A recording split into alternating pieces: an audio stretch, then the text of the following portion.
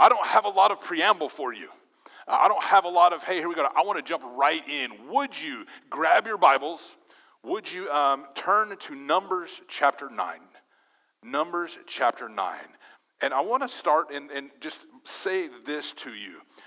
It is really neat what we're about to read. It's neat not only for us as a church family, because we got some stuff going on as a church family right now. There's some really cool things we're going to talk about in just a moment. But don't miss the fact that we're going to start by talking about that. There's some questions that have been asked. You guys are like, what? I feel like God's saying this. I feel like God's saying this. I feel like God might be wanting me to do X. I feel like God might be wanting me to move. Listen, yes, God does want you to move. But can we read about what happens when God says move? Numbers chapter 9.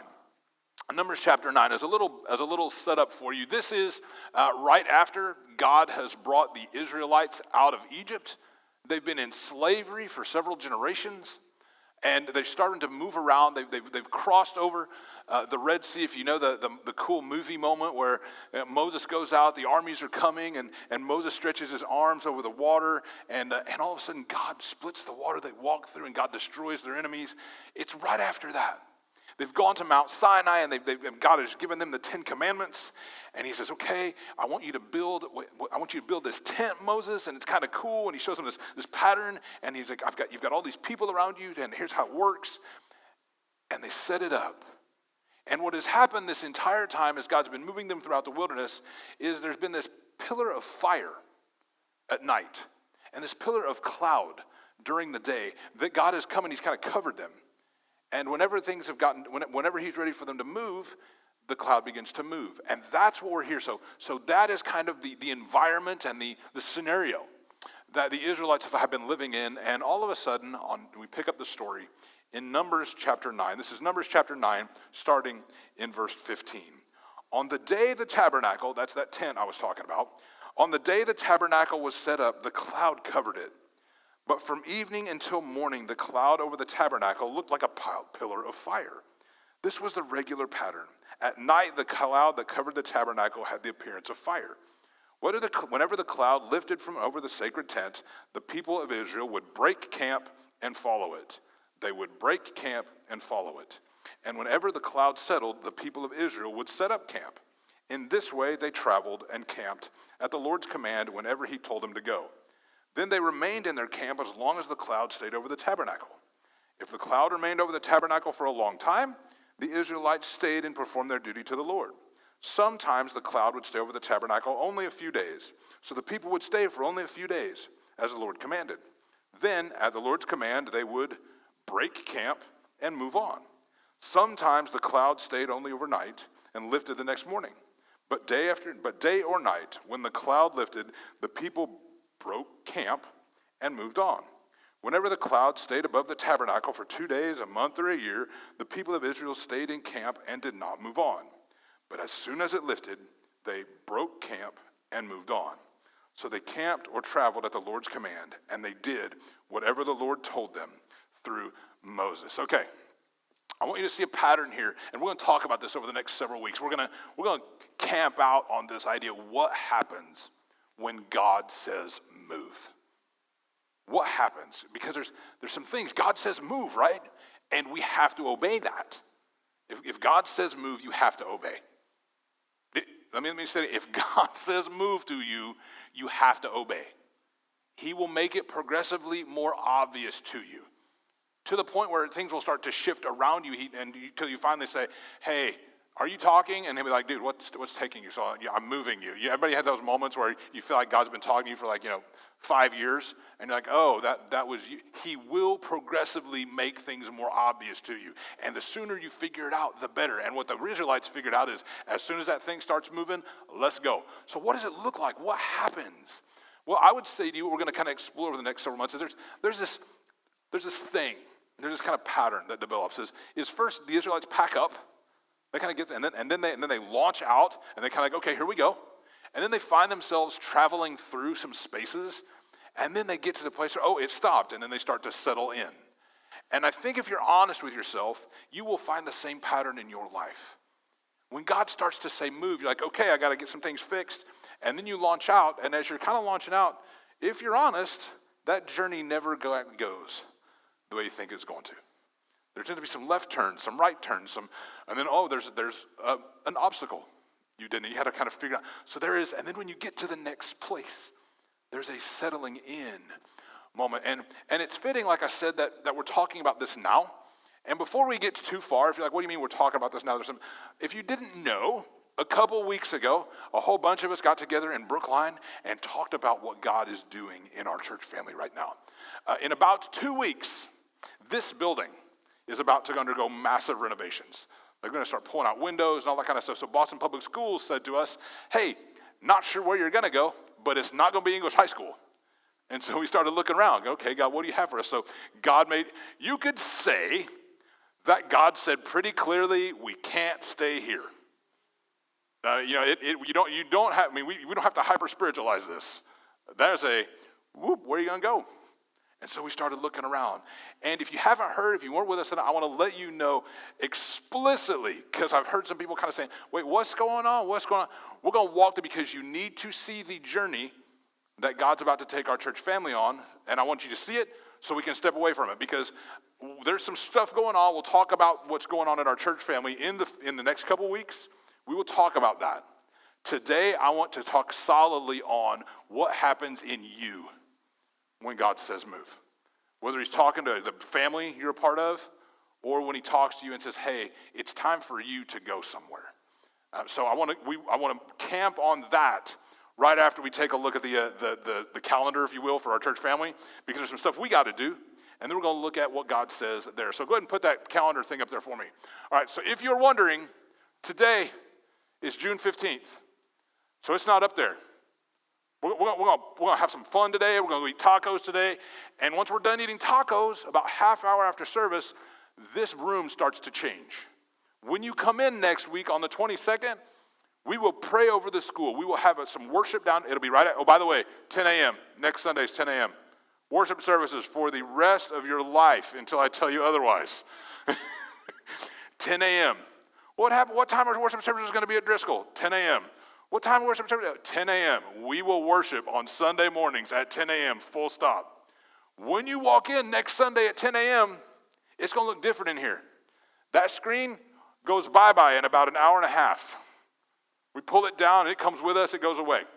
Some of the lights up around will go away in about an hour and a half. So when you come in next Sunday, come ready to lean in and worship, because we're going to lean in and worship. We are going to worship next week. It's going to be amazing. But we're going to worship with the one instrument that God himself created. There's only one instrument in all of creation that God himself put together for worship. It's your voice. Your voice matters. So leaning in, it will just be voices. We will worship. And you're like, I don't sing well, Pastor Matt. No problem. He also brought you the ability to not sing as loud. It's okay. It's all right. No one's going to make fun of you. It's like, we're going to sing together. Do not worry. That's why the Bible says make a joyful noise. So I'm setting you up for next Sunday. Next Sunday, come worship. It's going to be amazing. And then we're going to start getting set up, because it's time for our family to move. You got it? So that's 6:22. On Sunday, that doesn't make any sense. 6:29. The 6 is upside down. The 9's actually upside down. It's really a 9. So Sunday, 6:29, it's our very first Sunday. 2 Sundays from today is our very first Sunday at Driscoll Middle School. Guess what we're going to figure out? A lot. We're going to figure out a lot on the 29th. So we're going to come in, we're going to worship with just our voices again. And if we happen to have a guitar, freaking awesome. If we happen to have a keyboard, awesome. I'm betting we probably won't. I'm betting it's going to be a leaning, because we're going to be figuring it out. Ellie and the experience team is going to be figuring out a lot of stuff. The production team is going to be figuring out a lot of stuff. So the 29th, not the 26th, the 29th, we're going to pray. We're going to anoint that building on the 29th. We're going to sanctify that space for the presence of God on the 29th. And then we're going to have a lot of fun outside, because if you like Kona Ice and a truck like that, we're going to pull a truck out there, and we are going to announce our presence to Brookline, Massachusetts. And we're going to say, we are here, come be with us. On the 6th, that's going to be, we think we've got it all fixed. So it's a secret. It is not going to be widely broadcast that we are worshiping on Sunday, July 6th in Driscoll. We're going to be there. I wonder what time we're going to do worship services on the 6th. Anybody know? 10 a.m. 10 a.m., 10 a.m. on the 6th, and it's secret, so family only. On the 12th, that's a Saturday, we are going to throw a big block party right out around Driscoll. And if you're wondering what's going on, ask Fiona. I have no idea. No, I'm kidding. Fiona Stafford has been working her tail off to get the marketing campaign going, to get the block party done. We're going to have a huge block party at Driscoll out behind it from 1 to 3 p.m. Like I can't wait. Someone got creative. It's going to be fun. We're going to put big plastic balls around kids and let them play soccer with themselves. And I don't mean like with themselves. I mean try to knock each other into the nets. It's going to be awesome. And there'll be ice cream and coffee. Fiona has been killing herself. It's going to be great. So that's on the 12th. And then on 13th, if you live close to Brookline, you will get an invitation to this thing. We are sending out 30,000 invitations to come worship Jesus with us at Driscoll Middle School. So what you need to do is you need to know this. So if you want to grab your phone or whatever, take a picture of it. That's the plan. That's the plan. Invite your friends. We've spent a year and a half learning how to hold worship services. Let's actually go build God's church. Can we do that together? All right, so that's the plan. So, moving away from all that, you can take that down now, and I promise you'll see that again. I promise you'll see that again. What happens when God says move? What happens when God says move to you? Because it's not just, it's not like God only says to churches, move. He talks to kids about moving. When it's time to move out of mom and dad's house. He talks to you in your job. What happens when God says it's time to move on? What happens when, you're part of a family and you're sitting there, maybe you've graduated and you're looking at, hey, God said I need to move there. There are people that God is speaking to right now. Some of you asked me, hey, I feel like I'm supposed to move out of state. What do I do? How do I handle this? Somebody, had a conversation, I feel like God's saying, my time at One Boston might be good. What do I do? Well, let's dig into that. Because if you go to the last thing, and this is kind of the central text that I want to camp on, is the very last verse we read in Numbers. It says this. It says, so they camped or traveled at the Lord's command, and they did whatever the Lord told them through Moses. There's a balance thing here. You camp and travel at the Lord's command, and then as you are doing that, there are people around you that God places an influence around you that says, hey, what about this? Or you do have a boss at your job. That though you may want to move on, your contract probably says you got to give him 2 weeks. You might want to adhere to that. You might know that, if you're 18, you can move out of your parents' house. You can, but moving out alongside mom and dad instead of opposed to mom and dad greatly blesses you. And so here's kind of the overarching theme. If you're like, okay, what happens when God says move? The big idea I want to leave you with today, or kind of explore with you today, is essentially this. The way you leave one place always impacts the way you enter the next place. The way you leave one place always impacts the way you enter the next place. How many of you have ever moved? Everybody moved. Okay.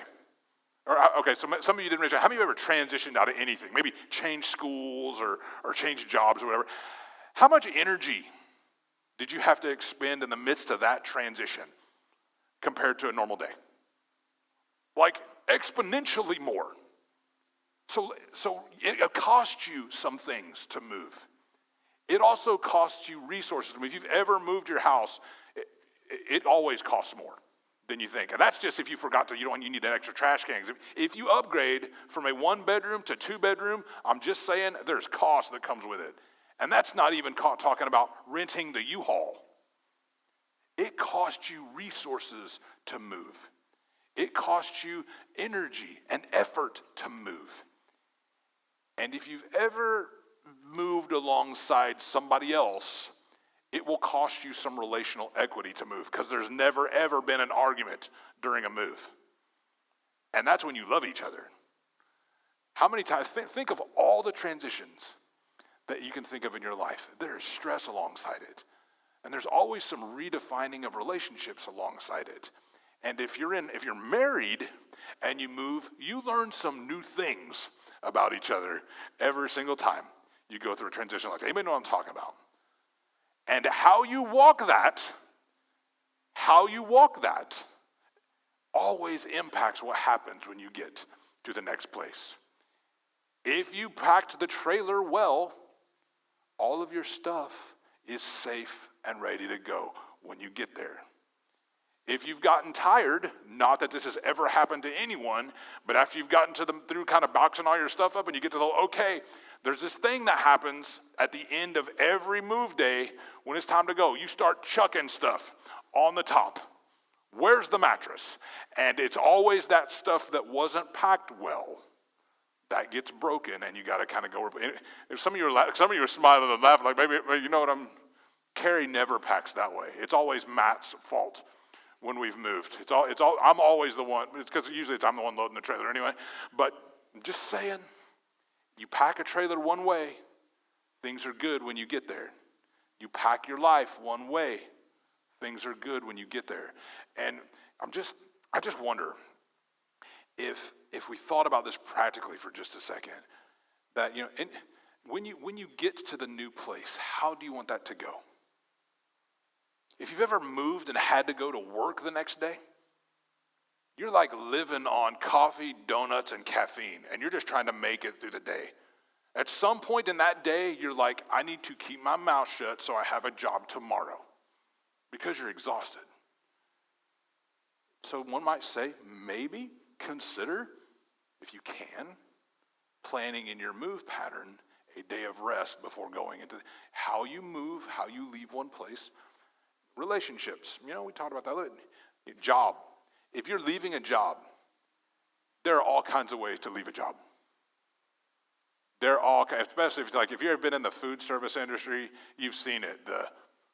I don't have to take this, boom, and walk out. You've seen it, maybe you've done it. Don't raise your hand for stuff like that, man. I'm just saying. Maybe you've done it. Do you want a good reference? You do know that there are ways to navigate even getting fired that you can lean back on and go, and you can get fired and still get a good reference? Yes. Here's a way that could look. Hey, you clearly see some things I'm not aware of. Will you give me 5 minutes to help me see how I can grow so I don't repeat this a second time?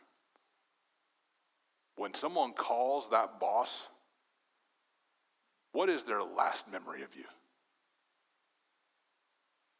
The way you leave a place always, always, always impacts.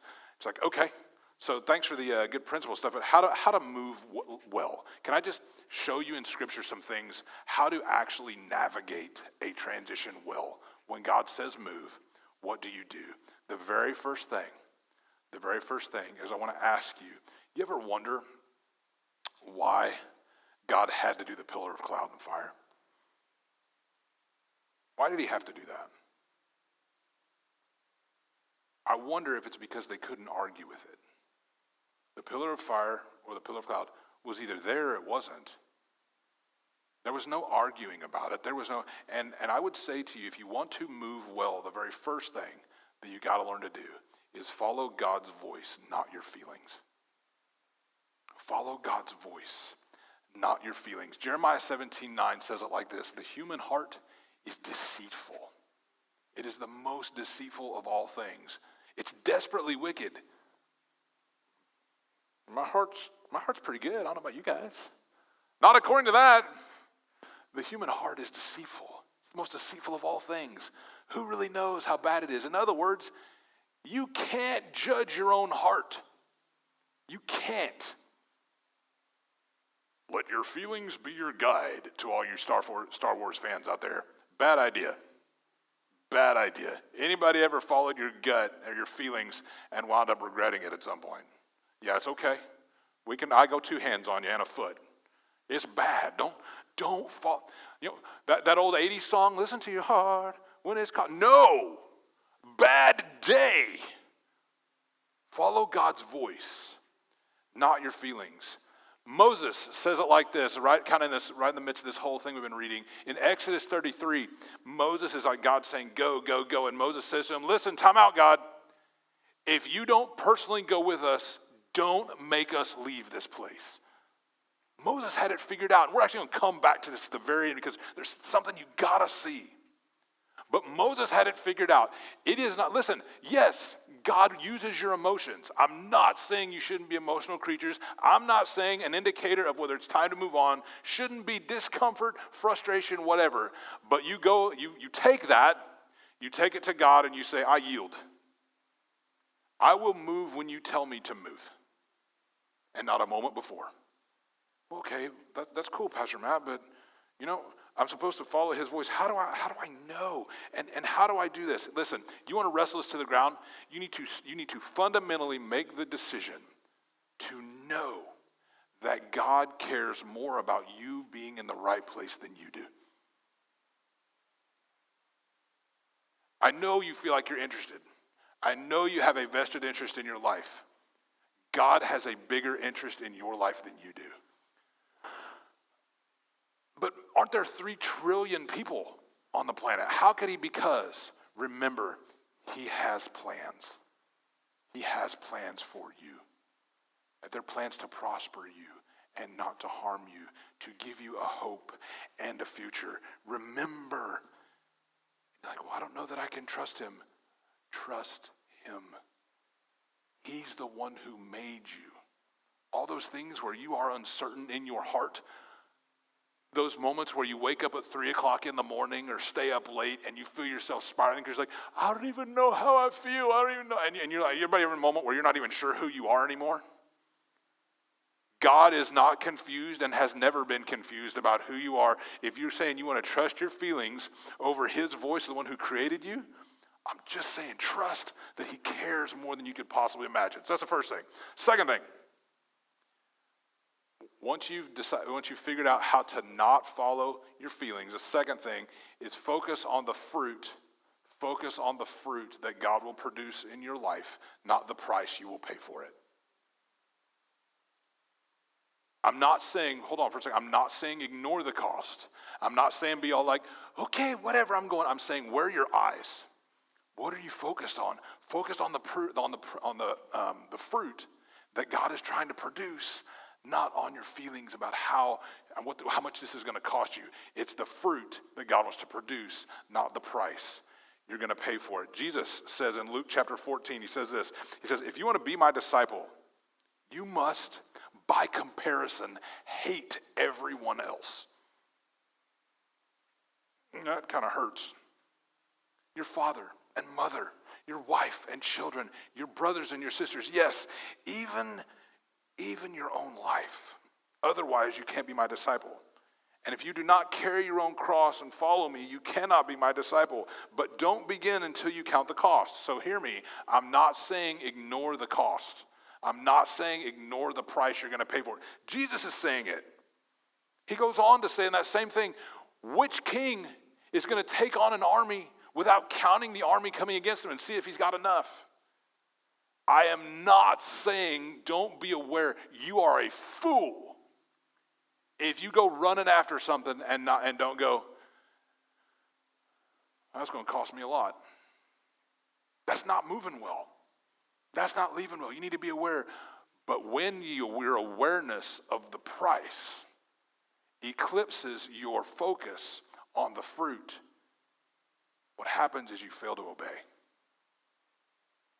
I'm just saying, focus on what God's trying to do, because what he promises is anything we give up, he will return 10, 100, 1,000 fold. Does that mean tomorrow? I have no idea what it means. Sometimes he's not talking, listen, if you give me this, if you give me one cow, if you give me one car, I'll give you 1,000 cars. No, that's not what he's saying. He's saying, if you give me this, I will reward you with something 10 times, 100 times, 1,000 times more valuable. And sometimes it can only be found through pain.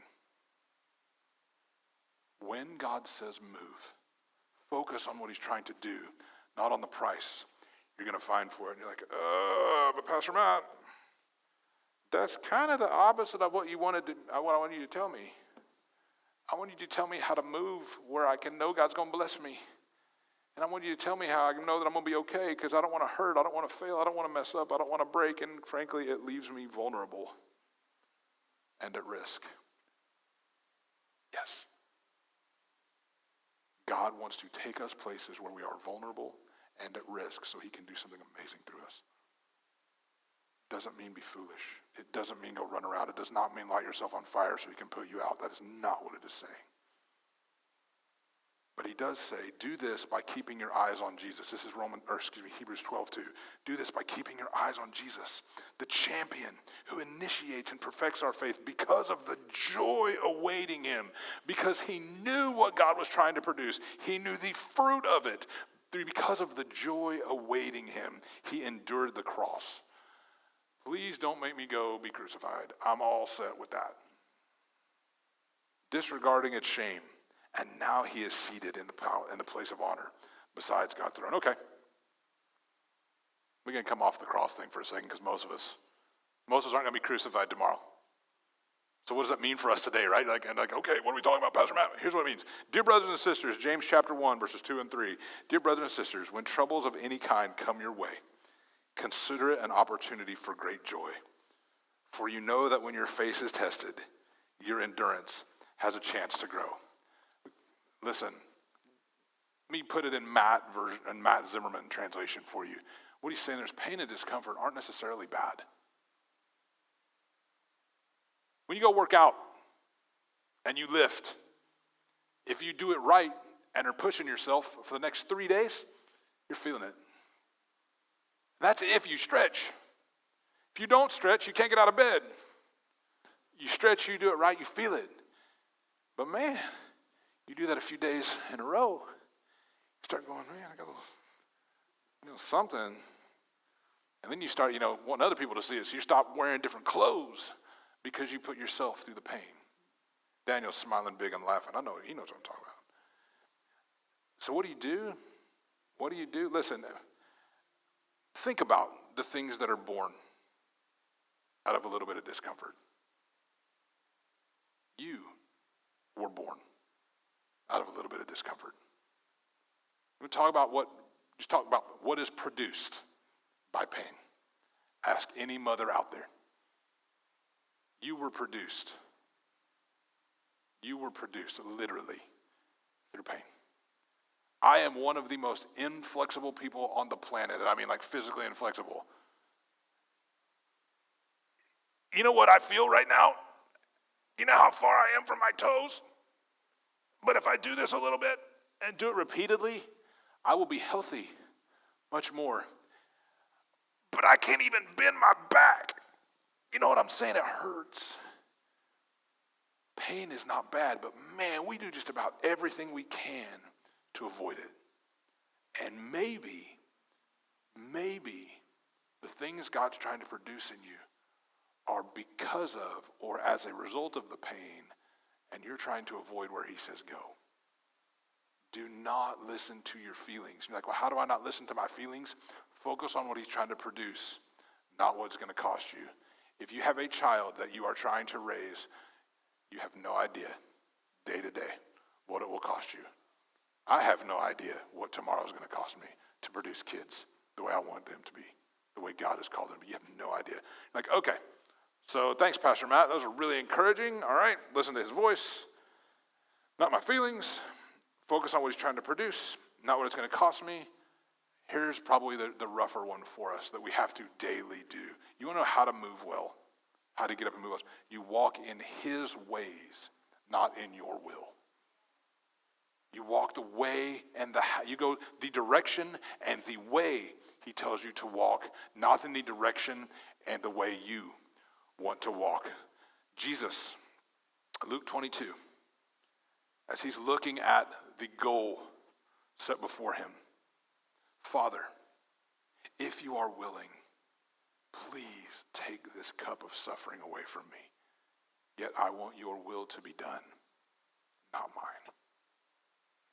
Again, we talked about the pain and all kinds of stuff. You need to know God isn't ignorant of your discomfort. He's not ignorant of your desires or your dreams or your despair. He's not ignoring your fear. He's not ignoring your weakness. He's not ignoring your needs. He's asking, do you trust me?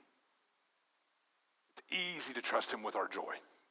It's easy to trust him with our peace. It's easy to trust him with our faith.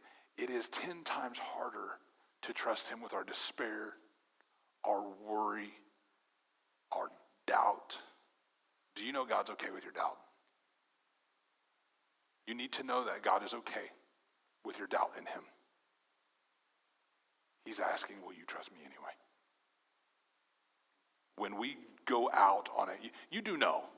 Can we just be real for a second? We claim to believe in a man who died and rose again. If you do not have just a little bit of thing in you that goes, really? I question your sanity. But when you walk, even in the midst of your doubt in that, and let him prove himself to you over and over and over again, that is the journey of faith. That is the journey of faith. He's saying, do you trust me? Now, the crazy thing is shortly before this, Jesus had looked at his disciples. So take Jesus's, man, God, can we not go through this? I trust you, but can this not be the path? But not my will, but your will. Same guy looks at his disciples and says this in Matthew 11. Jesus says, come to me, all you who are weary and carry heavy burdens, and I will give you rest. Take my yoke upon you. Let me teach you, because I am humble and gentle at heart, and you will find rest for your souls. For my yoke is easy to bear, and the burden I give you is light. He knows where we are, and he says, will you do it anyway? He knows the burdens you're carrying. He says, will you do it anyway? Because if you will, I will do unimaginable things to move things for you. You will look at that mountain. You will look at the army in front of you. You will look at the authorities placed over you. And he will do crazy things like send 10 plagues just to get you free. And guess who didn't have to lift a finger for those 10 plagues? But they had to be patient. They had to be patient. It does not mean that it's not going to feel heavy. But God's like, I will pick up a load you can't possibly imagine. All you have to do is walk the way I tell you to walk and watch what I do. For if you will, there's freedom in that. Like, really? Yeah, can we go back to where we kind of started and go to because what we miss is when we look at Exodus, God takes the most powerful person in the world to a place where he says this. Pharaoh, the most powerful person in the world, Exodus chapter 12, it says this. Chapter 12, starting in verse 31, Pharaoh sent for Moses and Aaron during the night, and he said, get out, he ordered, leave my people. Take the rest of the Israelites with you. Go and worship the Lord as you have requested. Take your flocks and your herds, as you said, and be gone. But would you do me a favor? Before you go, will you bless me? Can I have some of what you got? What? And then so all the Egyptians urged the people to get out of the land as quickly as possible, for they thought, if they don't, we will all die. And the Israelites took their bread dough before the yeast was added. They wrapped up their kneading boards in their cloaks and carried them on their shoulders. And the people of Israel did as Moses had instructed. And remember, when Moses showed up, the Israelites wanted to kill him. When Moses first came on the scene, they were like, oh, you're going to kill us like you did that Egyptian? And now they're at the point where they're saying, we will trust you. We will trust you. We will go. And all of a sudden, Pharaoh is saying, get out of here. Because they did things the way God asked them to do it. And then, they didn't even think of what happens next. As they're on their way out, God goes, since you did it my way, bonus. And the people of God, and the people of Israel did as Moses instructed. And if you did it my way, they asked the Egyptians for clothing and articles and silver and gold. The Lord caused the Egyptians to look favorably on the Israelites, and they gave the Israelites whatever they asked for. So they stripped the Egyptians of their wealth. God told Moses this was going to happen. So not only did he buy their freedom, did everything for them to the point where Pharaoh is saying, get out and will you bless me on the way out? They're walking around to their neighbors, yo, that silverware over there, can I have that? Oh, hey buddy, you know the jewels sitting on your, over there in the chest that you keep underneath the bed? Can I have those too? And you know what's crazy? You want to fast forward all the way? Do you want to know what they built the Ark of the Covenant out of? All the gold and stuff like that they took from the Egyptians. They had no clue that this was happening. All they were worried about was, get me out. All they were worried about was, somebody smiled, you saw what was about to happen. Right? All they were worried about was, get me out. And God's saying, I will not only get you out, you do it my way, I will take out all the armies that might chase you. I will give you resources you can't possibly imagine, and I will do it in such a way that by the time you're out there, I'll give you so much, you'll get sick of what I'm trying to provide for you. That's what God did. If you do it his way, because the way you leave somewhere always, always, always impacts where you land. So listen, we all go through seasons where it's time to move. All of us.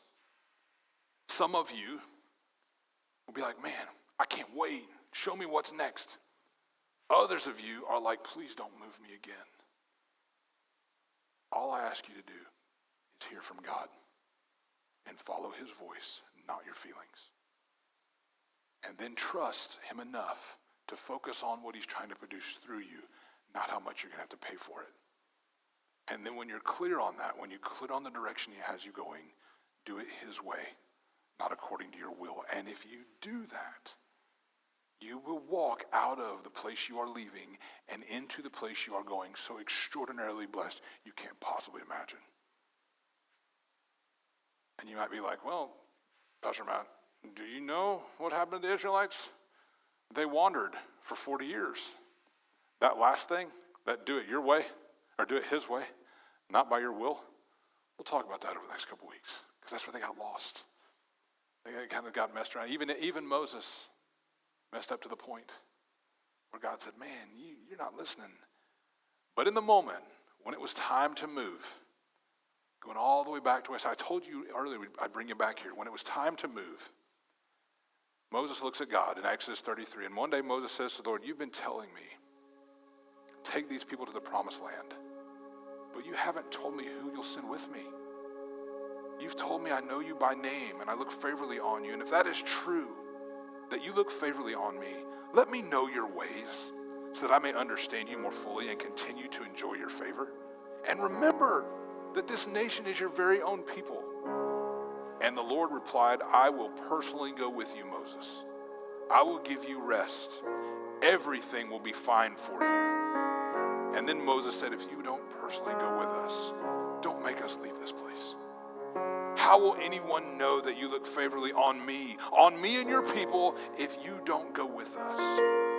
For your presence among us sets your people and me apart from all the other people of the earth. So here's my challenge to you today, is do you know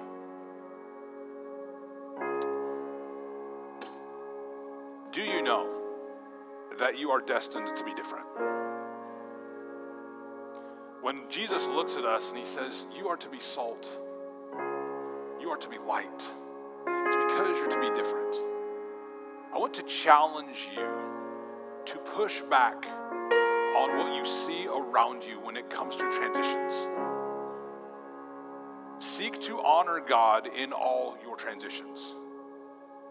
If those transitions involve people in authority over you, are you praying for them? Are you walking out to honor them? Are you submitting yourself to the authority placed over you like Jesus commands us to do? Ouch, especially when they're not great bosses. The rules are 2 weeks.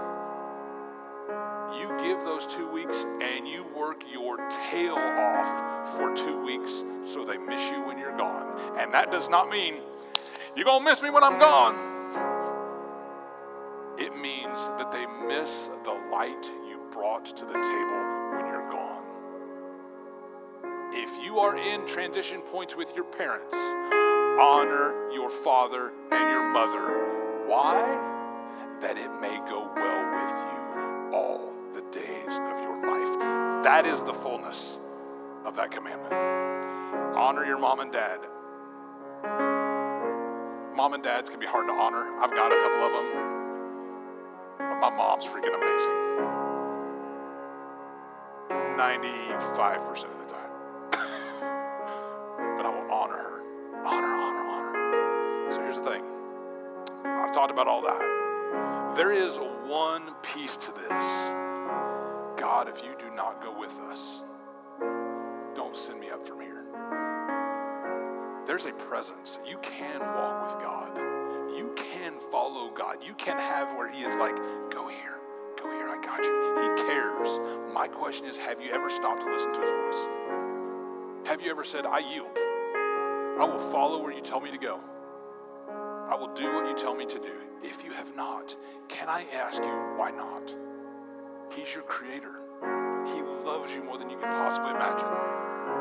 So because this is a little bit of a tender moment, and I've had enough conversations, like I know there are 3 or 4 of you in the room right now that are wrestling with transition moments. Can we take a second?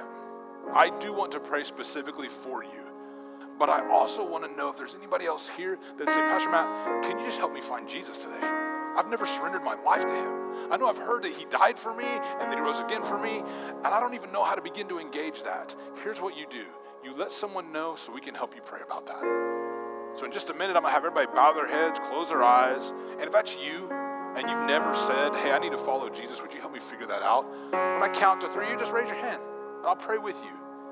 That'd be the first question. The second question is, hey, are you processing transition? Can I pray some wisdom and divine guidance over you? And you're like, I don't want to raise my hand because my mom and dad don't even know that I'm thinking about moving out yet. That's why we're going to close your eyes. I want to pray. There's some tenderness in this moment, okay? So can you just close your eyes, bow your head, and let's engage that first question for a second. If you've never said yes to Jesus, and you're like, man, I need to surrender to him today for the very first time. Would you just let me know that? 1, 2, 3. You just slide up your hand so I can pray for you, pray with you. Is there anyone? Is there anyone? Okay. Second question.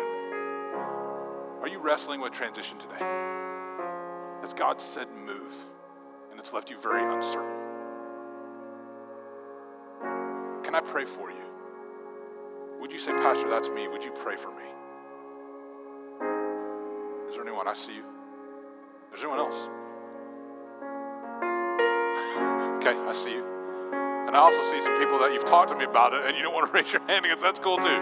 Here, as your friend, as your pastor, and as the spiritual authority over this house, Almighty God, I pray right now that you would fill this place with your spirit. Would you breathe wisdom? God, for every hand that was raised and every hand that should have been raised, would you say, this is the path I have for you? Walk in it. Don't let them turn to the left or to the right. Do not let them move one step until they see you move. It's in Jesus' name.